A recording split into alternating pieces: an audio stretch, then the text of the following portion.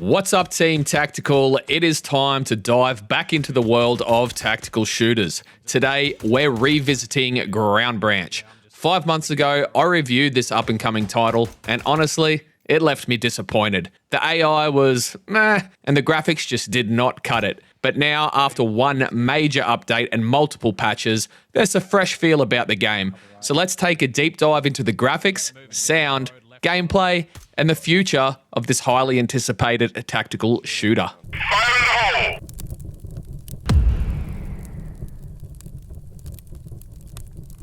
Kicking things off with the graphics and sound. This is where Ground Branch has made some serious strides since last time I reviewed it. The levels are looking way more immersive now. When I first reviewed the game, the environments felt flat and uninspired.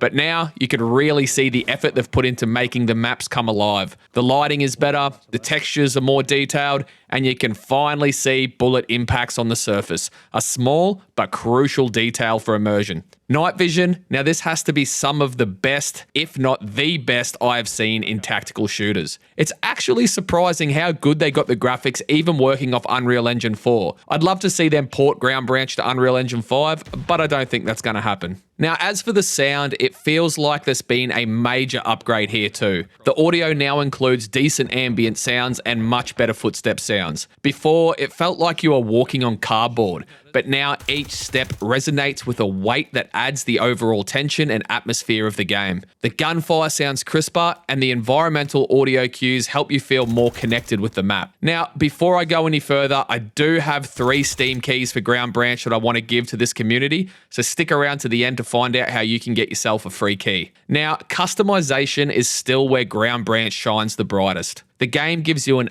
unreal level of control over your loadouts. You can tweak every aspect of your gear and weapons. Want to add more pouches? Go for it. Need to change your camouflage patterns or adjust your tactical belt? You can literally do it all. There's a ton of gear to choose from, and you can customize it all to fit your playstyle. Another tiny detail that made a huge difference on how I view this game was the base of operations. The UI is pretty fucking awesome. From the whiteboard showing whether your teammates are still alive to having your own locker with your name on it. Although you can still use any locker to kit up, but having your name above one gives it a sense of personalization, and I fucking loved it. It would actually be pretty cool to be able to view your teammates' locker and see what kit they're running for the mission. Hopefully they can bring that in the future. Now, building your weapons is a particularly satisfying experience in Ground Branch. You can slide attachments along the rails to create the perfect setup. Whether you want a sleek sniper rifle or a fully kitted out assault rifle, the options are endless. The level of detail and customization is what makes Ground Branch stand out from most tactical shooters. Now, diving into the gameplay.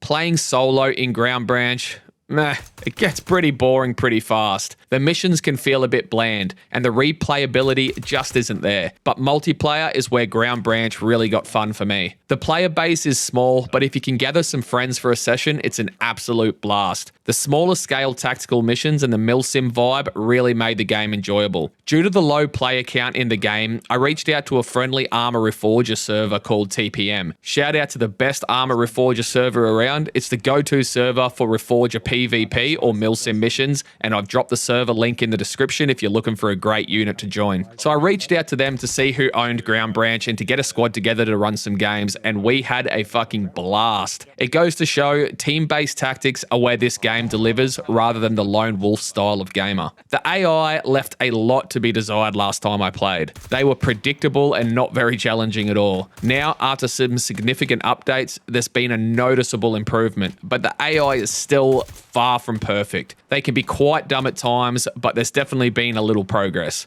I'd like to see them implement roaming AI that just doesn't stick around mission-specific areas. Imagine enemies patrolling randomly, adapting to your movements. That would really elevate the gameplay and realism. Moving forward with Ground Branch, the roadmap looks promising. The developers have teased some pretty exciting upcoming features that could really elevate the game. First up, there's a single-player campaign coming on the horizon. This could be a great way to add more narrative and depth and structured gameplay for those who prefer the solo play. Then there's the PvE extraction mode, where you have to infill, rescue hostages, and make it back to the exfil. Weapon bracing and supporting against surfaces are also in the works, which has been requested by the community for a long time. Different insertion methods via helo, boat, and land vehicles are also planned. And finally, some dope new animations like shoulder tapping for room clearing are coming. These small details could add a lot to the realism and immersion of the game. Hopefully they add some more functionality for some of the gear you can carry, like breaching charges.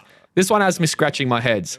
Why include breaching charges when every door in the game is already unlocked? It feels like a missed opportunity. If any of you have found a use for them, drop them in the comments below because I'm genuinely curious what you use the breaching charges for. Personally, I'd love to see different methods of entry like Ready or Not, where breaching charges, lockpicks, and other tools serve a tactical purpose. Now, the biggest news yet. The best game to ever do it when it comes to milsim is Arma 3, and that's because of their dedicated modding community. So the big news here is the implementation of modding support. Initially, Ground Branch didn't have much to offer in this department, but they've finally opened the game up to modding. Right now, the support is extremely limited to creating patches, but there are plans to give modders access to the game engine, similar to how Arma 3 handles it. This will be a game changer for Ground Branch, allowing the community to create custom content and mods could drastically expand the game's replayability and depth. I mean, look at the longevity community modding has given Arma 3. It's still going strong. So is Ground Branch finally worth the $30 price tag?